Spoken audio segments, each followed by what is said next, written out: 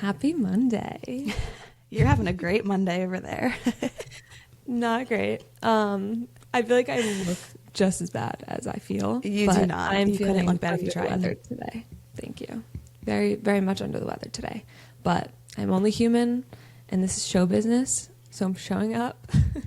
No choice, my baby. Best effort. We're gonna do the thing today. It kind of hit you like midday too. Like I think you woke up semi-normal, and then it just like got worse and worse and worse. But such is life. You're like, we're gonna still do the damn thing. Exactly. It's only week 2. We can't already. Yeah, like we can't have excuses already. Like my limb might be falling off, but I'm gonna come on the podcast. Well, the good news is week 1 wasn't our best work, I would say. So it can only go up from here. It can only go up. So the benchmark is low. Yeah. So the first week was not great, and then this week I'm sick. So it's like, when are we gonna put a good product out? One day. One day. Besides being sick, though, how was your weekend? My weekend was very eventful. I was part of that event. You were, oh my gosh, One of them. You started it off, we kicked it off really well. Me, Carly, and Ant, the 3 Musketeers. Yes, Ant was third wheeling, obviously. Yes. We went out to breakfast, and it was such a great time, when you're like in the middle of like hanging out and you're like, we should do this more often. Like it was just like, why can't we do this all the time? Like what is time, like it's funny because people probably think we see each other so much more often than we do, but like again we kind of are like 2 ships crossing in the night a lot of times because of your nursing schedule and then my like traditional 9 to 5. So I feel like you'll be off on like a random Tuesday, but obviously I'm not. And then we also live like 45 minutes away. So when we got together on Saturday, I think breakfast was at 9. You and Ant had somewhere to be around like 10:45, 11. And I feel like especially when you have breakfast at like a diner, it's like very quick, and usually you're like in and out in maybe 45 minutes. I looked at the clock and it was like an hour and 45 minutes later, and I was like, I could sit here for another 3 hours. We're all very deep like thinkers, and like you would think that we're high when we're not. Like we just are very analytical when it comes to life. So I think you'd get us 3 in a room and like we could sit there and dissect our lives for hours. Forever. Yeah. How was the rest of your weekend? It was good. It was good. Yeah. Today. Snow day. Yeah, the snow day was good yesterday. I kind of wish it was a Monday. I feel like I like snow better on weekdays just because it's like nostalgic of like getting off from school, even though you don't get off from work anymore. But well, does that mean like you wish that when you're working from home? Because like kind of. Would you want to commute in the snow? No. So yeah, I guess that's just a selfish wish for me. I'm like, I'm like, thank God this didn't do this when I was working, because they didn't even touch like my community or the roads until it was like probably. First, they started the roads at like 10 a.m., but then my community still wasn't done like in the afternoon. So that would have been got a lot more than I thought too. Like I was not expecting that much. Wait, I feel like we also glazed over a huge part of your weekend. The most eventful part of the week. Yeah, I get a call late Saturday night. I'm like, wait, what the hell? I text Carly late Saturday night. I was like, please call me. Which I was like, are you okay? I know. Aunt was like, tell her it's something good. And I was like, no, because if someone says that to me, I like am too anxious, like excited, waiting to like whatever I'm doing. I want to like put that down and figure out what this is. So I was like, I don't want to, I couldn't contain my excitement, but I also didn't want to make it like too, I don't know. Like I wanted you to be able to like be content with waiting to hear. Right. So the funniest part of the story is that Aunt and I were at like a family gathering on Saturday afternoon, and we had planned to just come home and relax for the rest of the day on Saturday. That's been my MO. Like get out of the house in the morning to mid-afternoon, and then by like 4 o'clock we're in bed. I've said this a million times already. But so I was very much looking forward to that. And as we've said multiple times on the podcast, I am not good with last minute plans. Like so they asked, one of our family members asked, I have like 4 extra Flyers tickets for free. Do you guys want to go? And I was like surprisingly like, yeah, I'll consider it. Like I'll go. So we ended up going, of course. So it was like totally on a whim. Our whole day was like flipped upside down. And then, so we're sitting in the seats and they announce that Alex Warren is there. He was like sitting on the glass, like for the game. And so my head immediately went to, I have a celebrity in the room with me and I know where he is. Like, no one's safe. it was all bets are off. Like, I know he like wasn't in like a box or anything. Like he was very accessible, like was going to be walking around the concourse with everyone else. So Alex Warren is a singer-songwriter that really is like a new artist. He actually just won, or not won, but was nominated for New Artist of the Year for this year. And his most popular song is Ordinary. Right? Yes. The Ordinary. And, yeah. Mm-hmm. I was actually very surprised. Like, there were some of his songs that I wouldn't know like the name of the song, like the title, but I knew it to hear it. Oh, interesting. Yeah. So anyways, now like I'm not paying attention to anything in the game besides the fact that he's in the building. And I'm like, okay, this is perfect because he has such a, like, an amazing story. It's just such a, like, how did you describe it? Like, he like very much came from humble beginnings.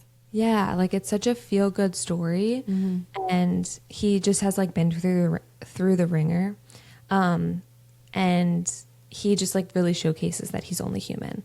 And so after contemplating it for the entire game, the game was in a shootout, and he had actually moved down to like another area that was closer to me, but it was like right on the glass. It's like where the Zambonis come out, if anybody like knows.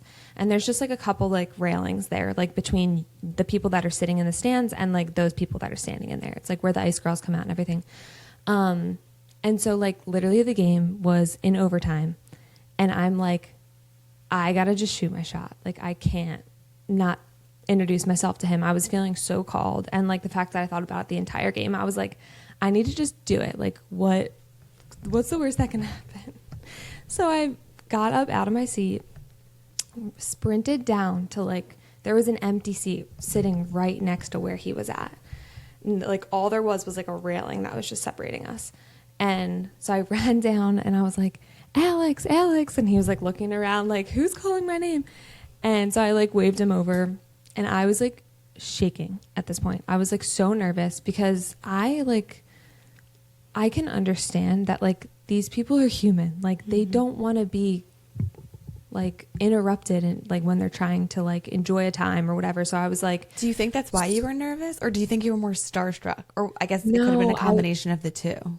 I think I was most nervous because I felt like I had to have a really good elevator pitch and kind of like get out like my message like very quickly and like concisely, but like get across what I wanted to, because I like didn't have 5 minutes to sit down with him and like tell him what the Only Human Project is. So immediately when he came over, he had a huge smile on his face, looked me in the eyes, shook my hand. I introduced myself. He's like, hi, I'm Alex, and was like the warmest and kindest human being ever. Like was talking to me like we weren't in the middle of like a shootout, literally, and like just gave me like his undivided attention. And I literally just like called him over. He has no idea like who I am or what I want from him. And so I basically just like introduced myself, told him that I was a huge fan and like really admired his story. And I told him like a little bit about the Only Human Project, and basically like exchanged like Instagrams. And I was like, I would love to tell you more about this like project, but I do not want to take up any more of your time. Like I kept apologizing up and down. I was like, I'm so sorry. I just felt so called to come over here, and like I can tell you more about the project over a DM. Like take a picture of my Instagram profile so that it's like not like, I don't know, any like, I don't know, what's the word? Like I didn't want to impose. I was like, take a picture of my Instagram profile. And he was like, oh, the Only Human Project. Like, he's like, is that your friend? Because like you're right on the front of the page. And he was like, before I was leaving, he was like, and tell me your name one more time, and like looked me in the eyes and was like, okay, Jessica, like really, really nice to meet you, and like shook my hand again. And I was just like blown away by that interaction because, well, first of all, I know how I am when somebody calls me in public or like says something to me in public. I'm like, where am I? What's going on? What do you want from me? In the grocery store, the old man that was asking you, are these any good? You're like, wait, what? I'm like, yeah, because you're in your own little, it's like so jarring. So I can imagine that he's a little bit more used to that, but just the way that he like handled himself and just really, he just like made me feel like I was just talking to another like really kind human and didn't make me feel like I was any less than, or like I'm like literally crouching in this like There's video there's footage. video evidence. We'll release that somewhere. Yeah. We'll put on the Instagram like, story or something. I think it's Ant behind the camera. He's like, it's happening right now. Yeah. I turned around after well, I asked him to take a selfie, and then I turned around and I looked up at Ant and I was like, because they're like, what's going on? Oh my God. And I gave him a thumbs up. But yeah, so I was so proud of you when you called me. I don't know if I would have had the balls to do that. I didn't for 3 periods of the game. And then it was finally in overtime, and I was like, okay, I'm still here. I need to do this. Now or never, baby. Yeah, and I felt so bad because I was, like I said, I know it's probably so annoying. Like, it's fun for a certain amount of time, but then after a while, it's annoying when people come up to you and, like, impose on you just trying to live your life. Like, I can totally imagine that. So I just felt so bad, but I was like, I would just regret not introducing myself because his story is just so inspiring, and it just really embodies like what our mission is. Yeah. And I will just call out, like, we're intentionally not really telling the story in full detail right now, just because, like, A, it's not really our story to tell. B, it's also public and you can kind of like look it up, but C, like, we're hopeful one day we'll actually maybe get the opportunity to have him. Yeah. Leaving a little bit to a little bit him to of tell. something. Yeah. But there were 2 quotes that I kind of wanted to touch on because it prompted me to look into his story. Because honestly, I knew who he was. I love his song Ordinary, but I didn't know about his history. And so in this article, there was 2 quotes by him that I really, really resonated with. The first being, I watched a lot of people, a lot of TikTokers make music, and there was no meaning behind it. It was just something they decided to do. And I feel like, especially with us, we decided to start the Only Human Project because we felt like there was an opportunity to really bring more intention and meaning to interviews, to really showcase what goes on behind the headline, the glamour, the fame and success that we see. And I think sometimes even in interviews, like, there's a lot of emphasis and focus on like the people's craft or like the shiny things, and not enough on what goes on behind the scenes. And so that really resonated with me because I'm like, yeah, there really is no meaning behind everything that's going on in the world and like being done. And I know with what we do, we want to approach everything with so much meaning and intention. And then the second thing that he said was, I didn't want to post on my main account because I was terrified of failing. And so I think this was when he was initially like putting himself out there, both like on TikTok, but then also with his music. And this really made me think about our conversation on Saturday at brunch, because I know me, you, and Ant were just kind of talking about like the power of the ego.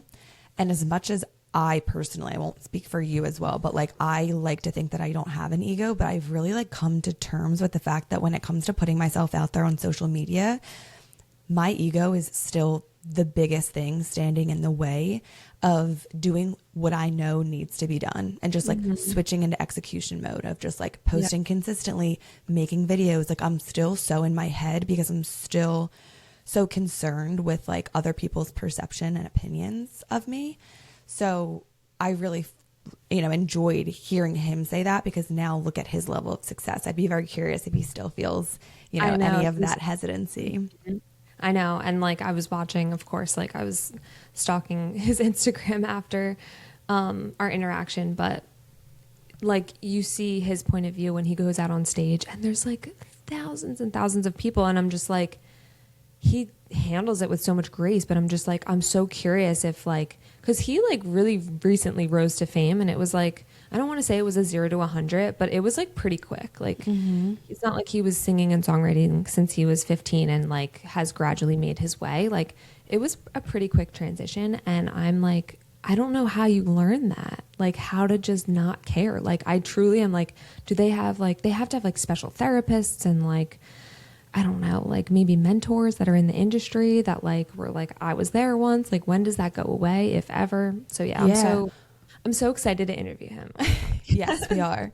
It's kind of like twofold though. It's like, how are you prepared to like put yourself out there for the judgment of others, but then also how are you able to rise to the occasion to perform in front of thousands and thousands of people? Like, I remember one thing we were talking about in an episode in season 1. It's like, you don't do the thing, or sorry, you don't become ready and then do the thing. You do the thing and then you eventually feel ready. But like there's kind of a gap between like when you start something new and then when you feel like you kind of lose that imposter syndrome. And there is going to be a time in life where you just have to like lean in when you're still like super fearful and not feeling like, you know, prepared. So yeah, I mean, he did rise to fame really quickly, but I also think that lends a hand to why he is so humane, because he's still kind of, you can like I guess, feel what it and still yes, felt like to not be on that side of fame, I feel like. Exactly. Yeah. Well, Alex, thank you so much for your time. That was like the best interaction. I can't believe I actually went down there still. I was like, I'm not going to be able to sleep tonight. Last night, and I didn't. Or the night before, and I did not. But yeah, it was very, very sweet. I loved that story as well, because I feel like it also perfectly aligned somehow, because we already had planned to talk about this, but then I was like, oh wow, that actually, it's like a perfect segue to our first story that we wanted to kind of debrief and discuss. And so one of the headlines that we saw that we wanted to bring up was Jacob Elordi's paparazzi interaction in Paris. So just to like set the scene a little bit, obviously he is one of the biggest actors. I feel like lately, like the last couple of years, like he's really been like a breakout star. So he's known for being in Euphoria, and then he's also been in other films like Saltburn, which like I feel like popped off because it was like so odd. Have you ever seen Saltburn? no, I was just going to say, this just goes to show you, like, you just named him as one of the biggest artists or actors, and he definitely could be. I've never heard of him or any of these movies or TV shows that he's in. Like, yeah. So I need, I so truly this need the context for as you. well. This is perfect. Okay. Yes. I think lately he's been like the most popular, and like people think he's like really cute. He's like tall. People have a crush on him. So yeah, he was also in Frankenstein. So like he's been in more recent things, but just recently, like I said, he was in Paris. He was at the train station and he was approached by a paparazzi photographer, and he was clearly like trying to keep a low profile. Like I think he had sunglasses on. He might have had like a hat or like his hood up, but like he definitely didn't want to be recognized. And of course the paparazzi like, you know, approached him and was like, Jacob, we love you. And he removed one of his headphones and he was like, you make it really hard for me to live. And then again, the photographer was like, we love you. We love you. And he was like, I don't love you. You guys make it really hard for me to live. And so he faced, I think with the internet, there's always going to be two sides of the coin, right? There's going to be some people that empathize with him and are like, he's just trying to be in the train station. Like that's a lot. Like you should give him space. But then there was a lot of backlash being like, how rude, and just like really giving a lot of grief. And for me, I see an interaction like that and I'm like, that's not like a snapshot in time. That's not like this guy approached him and he snapped. Like that's a build of emotions. Sure. Yeah. Did you ever see the Justin Bieber? There might be multiple, but the Justin Bieber interaction with the paparazzi, I don't exactly know what was said, but he like snapped back and was like, F off. Like, and I don't blame them one bit. Like, if that were you, like, and I totally like see what people are saying where they're like giving him backlash and probably being like, this is your job now and this is a part of it and you have to accept that. But like, just because you're famous doesn't mean that you should like not be able to live in peace. Right? Right. I know. Well, kind of like humans were not meant for that type of like attention or spotlight or whatever you want to call it. Yeah. And it's not just like that interaction happens in isolation. Like we said, like that's one example, but can you even start to imagine how many times that happens to him a day? So like, I'm sure if you accumulate it, like it becomes very, you know, overstimulating and honestly just a lack of boundaries. Yeah. I'm so curious though, like I would imagine there's a point, right, in somebody's fame journey where attention is no longer like desired and cool and like exciting, and it starts to turn south into like annoying. Like for example, maybe Alex Warren is like still in that stage of like, this is really new, it's a little bit novel, I am a human, I'm not far removed from my old life, and I'm so blessed to get to meet these people that are inspired by me. Maybe he'll never reach the other side, hopefully he doesn't, but like I also imagine a world where you've kind of been in the limelight for maybe a couple years and you're just like, I'm sick of this, like I just want to live my damn life. Yeah I like can't even imagine. I think about it on even a bigger scale of like Taylor Swift, like I can't even begin to imagine. Like I say all the time, like she is the true example of like people not feeling like she's a human. Like she literally, it was like this whole thing the other day where she like literally got out of the car and like went into a restaurant or something in New York, and there was like 50 different like videos of people posting about it. It's like she literally just exited her car. She didn't do like a backflip. No, And it's literally like insane. Yeah. Well, how do you think like you would Okay. handle that? Like I'm just personally, yeah. me, Yeah. I feel like I would can't you even. be like, would you say something back or just be like, this is my life, like I have to accept this? I mean, obviously it's so hard to say that, but like what you would actually do. But Yeah, because I just don't know the feeling. Like I couldn't imagine. I think I could begin to maybe try to put myself in their shoes, but at the same time, like I do know I am a pretty private person. Like I even am saying like I don't even love posting on social media. Like if I could get rid of my phone and just like live on a farm in the middle of nowhere, like I would love that. But then also like sometimes fame comes and like, you know, being inconvenienced and having a lack of privacy, that's the price you pay for living out your dreams. Like it's kind of just something that comes with the territory, and it's a downside of a really great thing. And so I feel like there's always going to kind of be that trade-off. But what about you? Like if you had to choose between staying in the life that you're in now, like not really being known, being able to go wherever you want, whenever you want, not being recognized, or like capitalizing on all your hopes and dreams and then never getting a second or like any privacy to yourself. Yeah. What would you choose? I feel like my answer is solely based on people that are in the spotlight in that position saying that they would trade lives with us for in a second. So I think I would just rather stay like a nomad, and that wasn't the right word, was it? It's okay. It's your fever kicking in. Yeah. A nobody? A nobody. Yeah. Like just like no one, like someone that no one cares about. I can go to the grocery store. I can go to the park. Like, and it's also like a safety thing. Like I can imagine it's really scary because people are like following you around. So yeah, I think I would choose to stay in my little old life. How about you? I think I would choose the opposite. Really? Yeah, I do. I feel like I would hope that the good outweighed the bad. And I also feel like you're not at your peak famous forever. So like you might have 5 years where it's like, this sucks. Like I feel like I'm being bombarded. I am in no control of my life. But then I think you eventually become a little bit of like old news and you can like get a little sense of normalcy. Yeah. But I think being able to be so fulfilled in your life and being able to live out your dreams, like I think for me that would probably trump all. But that's, of course, like easier to say than actually live out. When you don't know, Yeah. I think the hardest part, though, when it comes to famous people, like specifically when you just said Taylor Swift got out of her car and there were like 50 videos, like it's not just paparazzi doing this work anymore. It is every single freaking person with a phone. And I think with this like parasocial relationship or people thinking that they like know these people, it's not just enough to know of them. They then feel like entitled to their space, their life, like their details, and nobody thinks twice before whipping out their phone and like filming an interaction. So I think that's so also challenging. It's gotten worse over the years. Yeah, like Taylor Swift, like in the early days of her dating Travis Kelce, like there's pictures of people sneaking pictures of them like at dinner. And I'm just like, let them have their like, I don't know. That's where I was saying with Alex Warren, like I feel like I never, ever, ever want to impose on somebody because I can totally understand how like you'd just be like, let me live my life.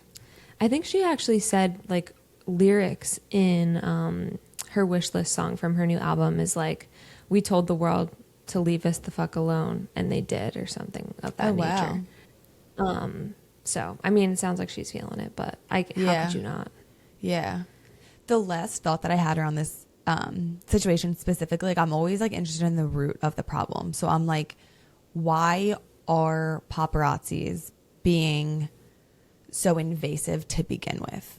right? Like, what is the motivation behind it? And like, there's a whole incentive for them. Like, there's a whole industry. If there's not paparazzi, there's not, you know, the details and like the attention around these celebrities. And then there's like, you know, no attention is like less money. Like, I just feel like the reason why behind it, it kind of then makes you like see the light of like, well, is there even a world where there's not paparazzis and they're not selling these photos? Like, that's the way that, you know, the public gets like an intimate glimpse and like the details that we all like fawn over. So then I'm like, am I a guilty consumer? Because I love pop culture and I love to be in the know, and like I love to see, you know, I don't know, the most famous like J-Lo, whatever, like what she wears to the airport, like being inundated by paparazzi. Like, am I the problem?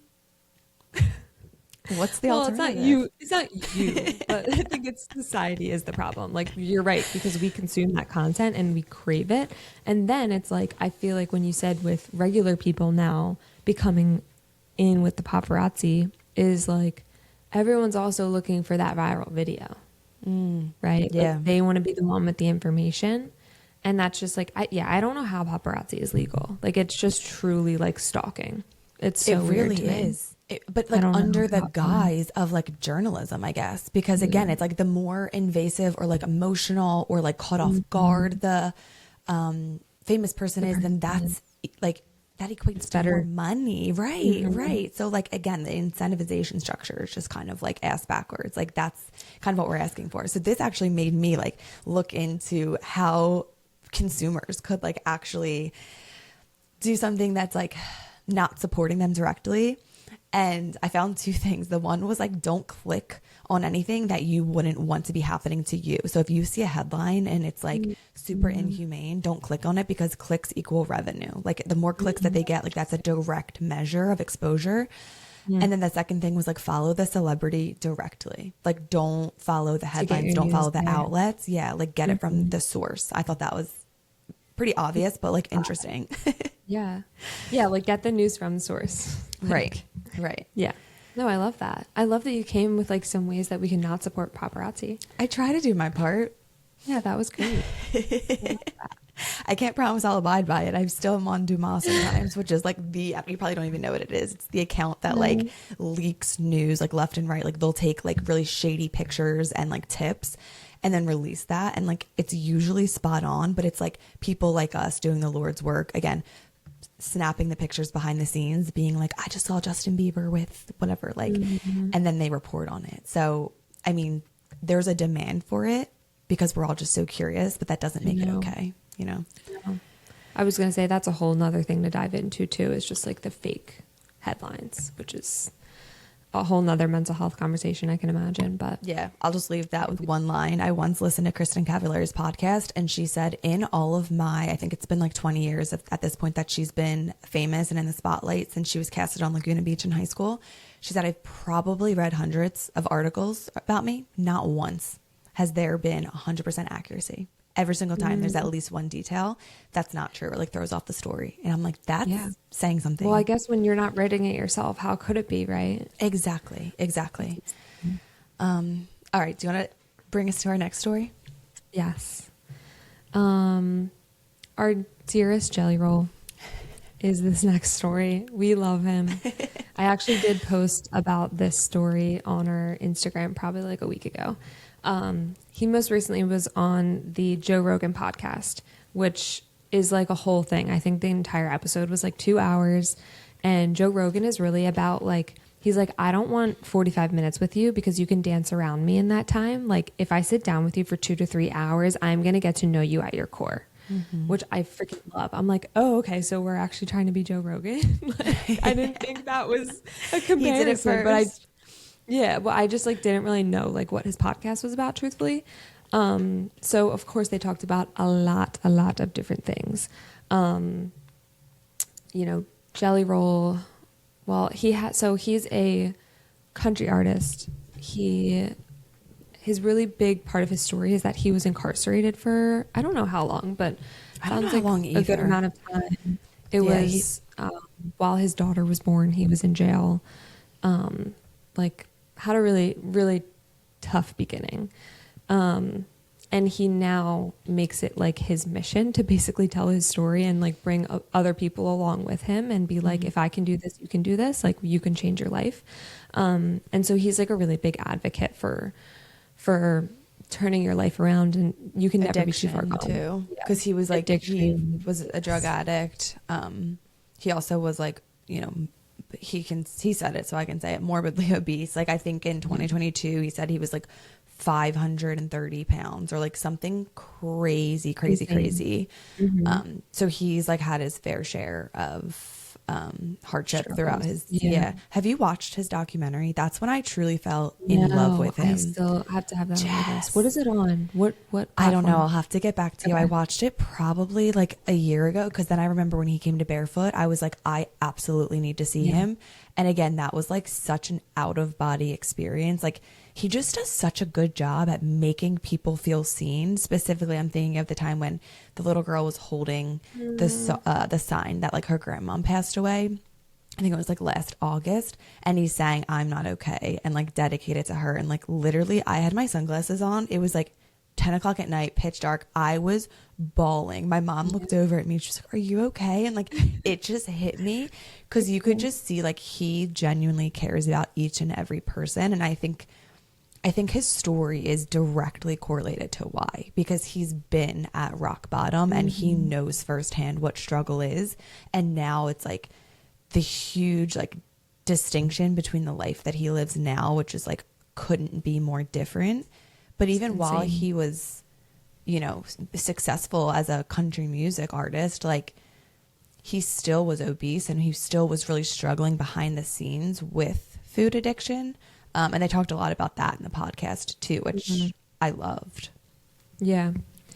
I mean, so there was obviously a lot of topics that were touched on in the podcast. One of the big ones that was like a big emotional scene that's like clipped all over social media is that he tells a story where when he was incarcerated, he would listen to the song "Almost Home" by Craig Morgan.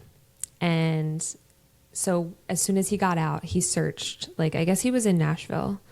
And he searched like Craig Morgan live performance. Like he wanted to go see him live. So I think like very soon after that, he was playing, Craig Morgan was playing at the Grand Ole Opry in Nashville. And so Jelly Roll obviously got tickets. And he said he sat in the audience, and while Craig Morgan was playing Almost Home, he was crying. He was like, from the podcast, he said, at that point in my life, I'd probably cried 10 times ever in my life. And I don't know how old he was at that point, but probably at least late 20s, early 30s. And he's like, I was sobbing. And that at that point, that like changed my life. So he had, I guess like it was in 2021, Jelly Roll was invited to perform at the Grand Ole Opry. And I didn't know anything about the Grand Ole Opry. I still don't. Heard of it, but I didn't know what it actually was. So basically it is a like live country music show that's weekly. So it's a country music stage show and radio broadcast in Nashville every week. And it's been running since 1925. And so they have like this membership portion as well, which is like a really big, prestigious thing if you're invited to be a part of the membership. So like Dolly Parton, Carrie Underwood, like a bunch of like iconic artists are in it. You just anticipated my next question. I just grabbed my phone to like look up who's already in it. That's interesting. Yeah. So Joe Rogan was like, let's play that clip from when you were playing at the Grand Ole Opry. It was like a total full circle moment for Jelly Roll. He was super emotional on stage. He was like, I'm going to be more honest with you guys than I probably should, and like told his whole story and was like, so basically me being on the stage today is insane. And then after that, Joe Rogan was like, okay, I want to show you something. And Craig Morgan came on the screen and he was like, Jelly Roll, thanks so much for everything you do and yada yada, and was like, we want to congratulate you on being invited into the Grand Ole Opry. And Jelly Roll, obviously, I cry every time I watch the video. He was bawling his eyes out. He was like, I didn't think I was going to make it, Joe. I didn't think I was going to make it. So talk about being a human. I feel like he is unpack. He is the epitome of showing up as you are.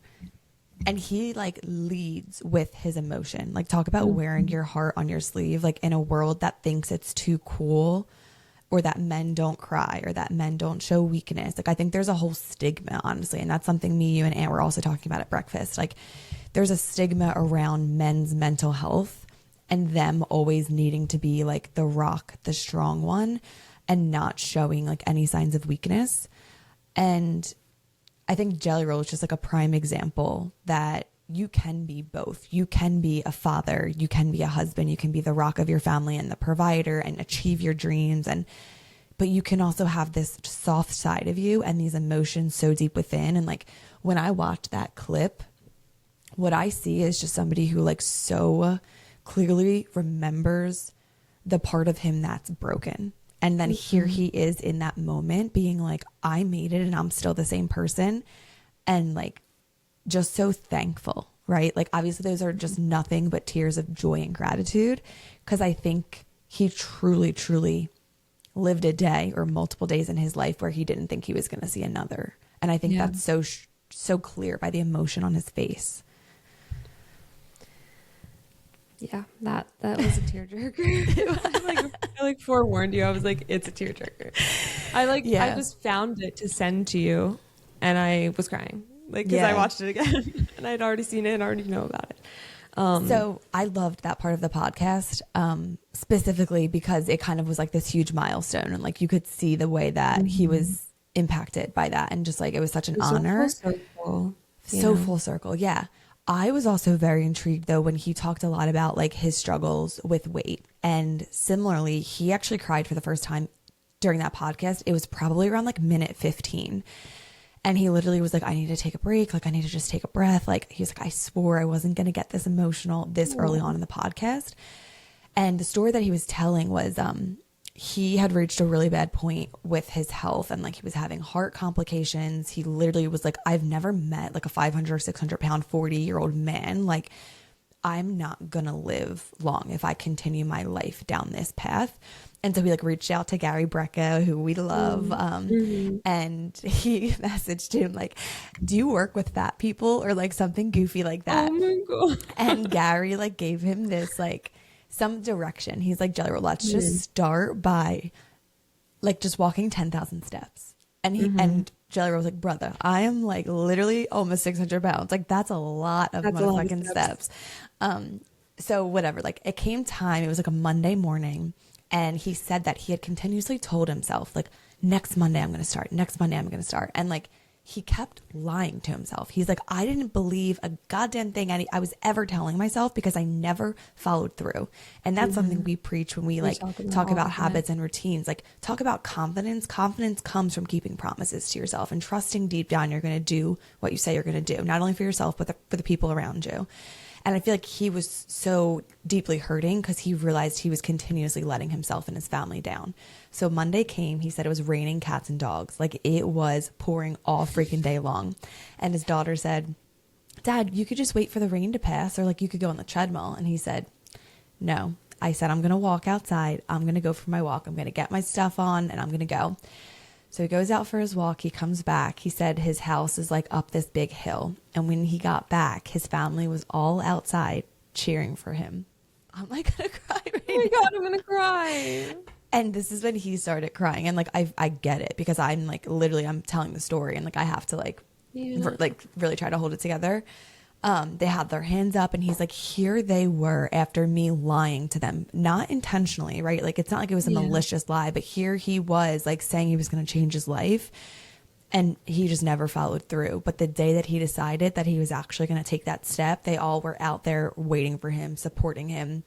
And obviously look at him now. I think he's lost like almost 300 pounds or 200 pounds, like something crazy. But I think that's also why he's like such a big advocate, because I really do believe like there's such a strong tie between like, honestly, what you promise to do, but like also your physical health and like your quality of life. Like, I believe that being physically healthy will then cause you to be mentally healthy, which then will cause you to like live a really big, fulfilling life. It's all just like a big like circle, and if one piece is missing, it doesn't. Yeah.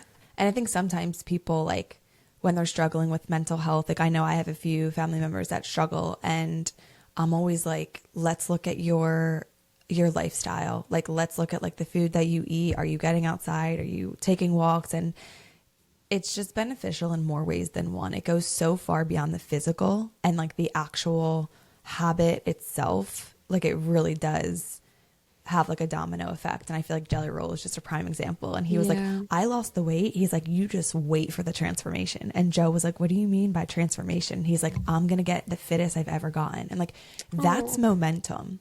Yeah. Like, talk about a guy who couldn't even go for a walk one day. And now look at him. Like, it's showing up day in and day out, putting one foot in front of the other. And so I just love that part of his story too. Cause like, he fully turned his life around when he didn't think he physically could, because he was stuck in that like cycle with like food addiction. Yeah. I love that too, because it ties in, like you said, so much to what we preach all the time about habits and routines. And it doesn't have to be this big elaborate thing. It's just about keeping the promise to yourself. Yeah. That's like the most important thing. 100%. I feel so passionate about it because I struggle with mental health, and I feel the benefits of a healthy lifestyle firsthand. Like, I owe my life to my healthy habits. Otherwise, I know I would run so anxious and miserable. But yeah, I love Jelly Roll. I will continue to listen to everything he does, watch any documentary he puts out, go see him in concert. Like, couldn't say enough good things. What do you think your Grand Ole Opry moment would be? Like, for him, it was like full circle. Like, when he got invited to that was like, he made it. Like, does he really need to accomplish anything else in his life? Like, that was just such a huge moment. What do you think that would be for you? Oh, that's a really good question. Do you have one? You go first. I was going to say Dancing with the Stars. Really? Because that surprises me.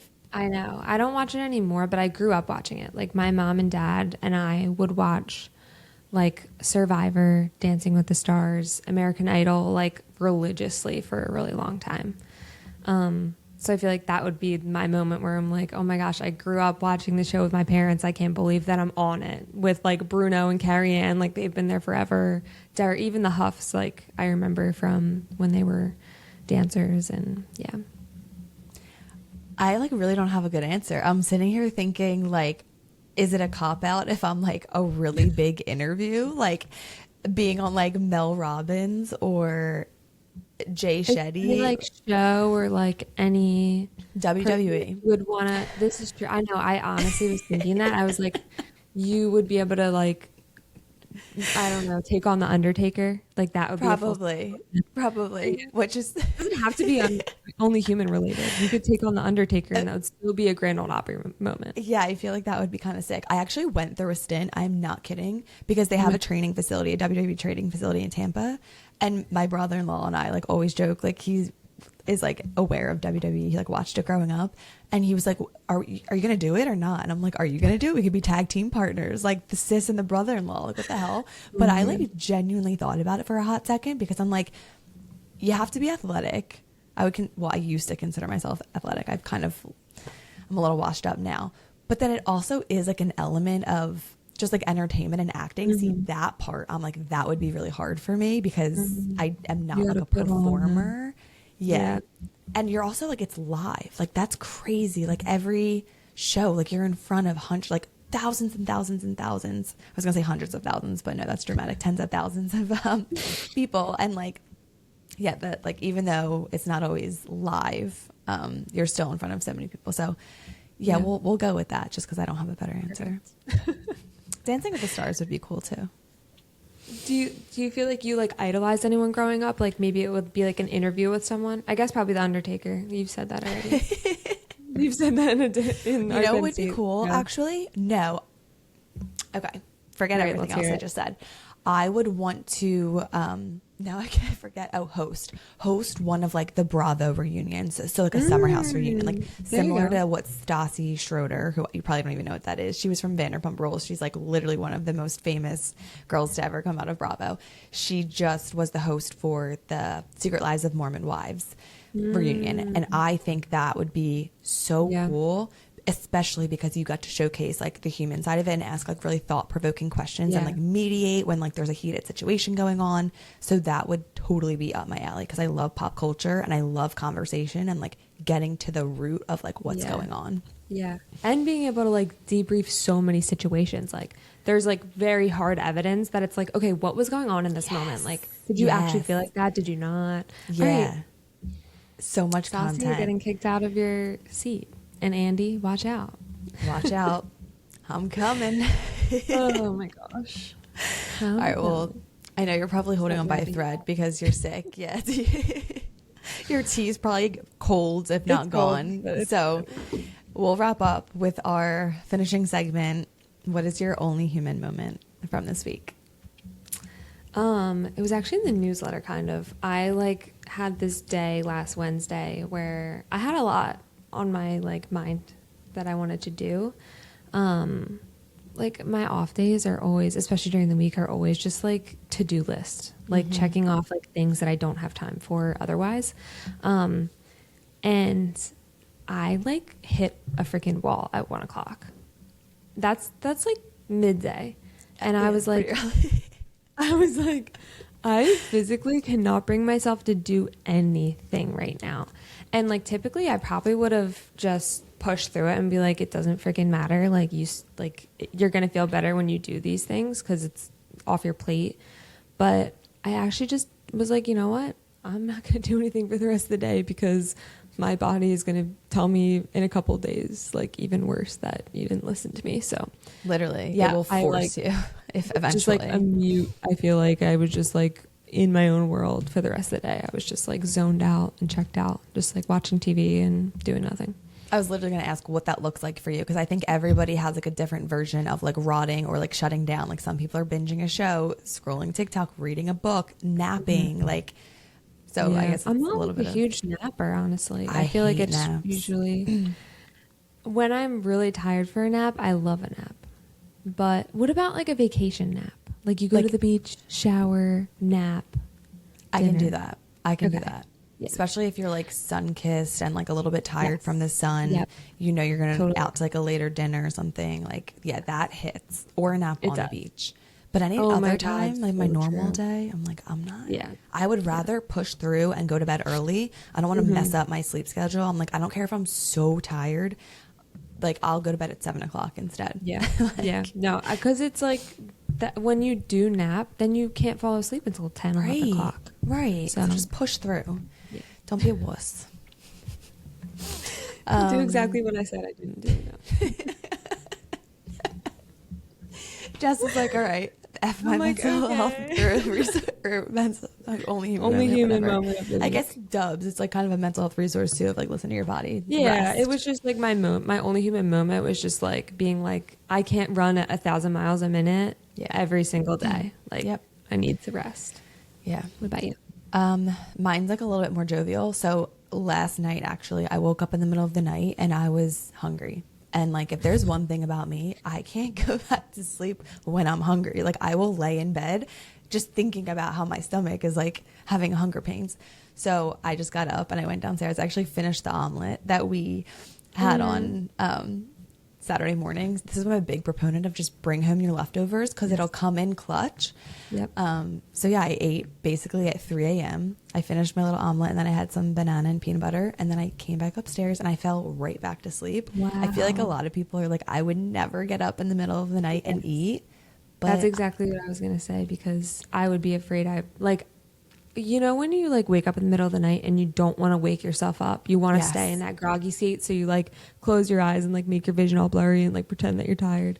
Yes. I feel like if I got up to eat, I'd be awake for the day. See, that's why I would like try to push through it. I feel like I'm the same exact way. Even when I get up to go to the bathroom, I do not turn the light on. I do not flush the toilet. Like I get out of bed, I go to the bathroom, then I come right back.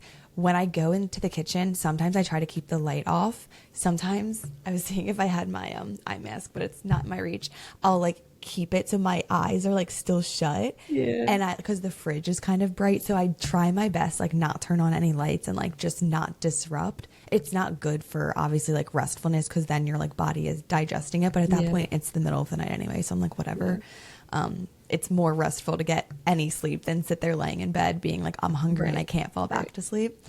But yeah, I'm only human. And you know what? I do it quite often. If I ever wake up in the middle of the night and I'm hungry, I'm getting a snack. This wasn't a one-off occasion. This is a frequent thing that happens. It is. It is.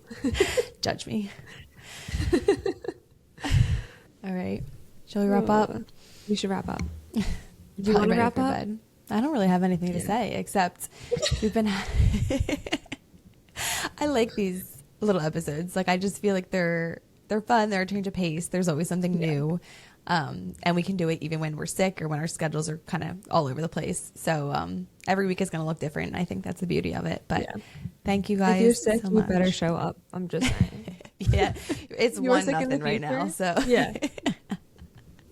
Don't worry, I owe you. All right, guys, thanks for tuning in, and we'll see you next week. See you next week. Bye.